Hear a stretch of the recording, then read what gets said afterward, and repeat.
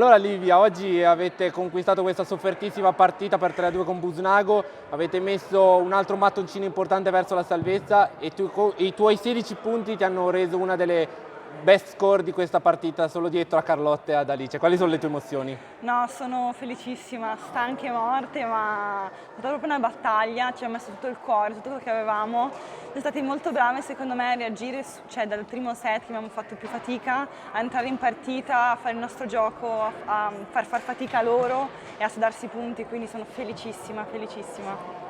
A chi vuoi dedicare questa vittoria? Penso che qualcuno qua su che è venuto a Sì, trovarti. diciamo che siccome Busagno è vicino a casa mia, avevo praticamente il tifo, amici, famiglia, tutti, quindi è bello poi anche avere una curva così che ci segue, che fa rumore, cioè aiuta molto in campo.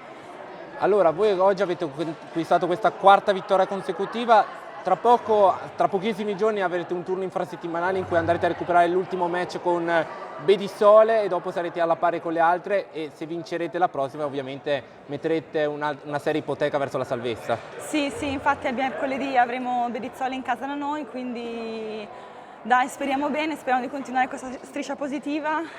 Non c'è niente di facile in questo girone, quindi niente per scontato, però dai, siamo felici, stiamo spingendo, siamo tutte rientrate, quindi è un bel clima, è una bella atmosfera, stiamo andando bene, quindi speriamo che continui.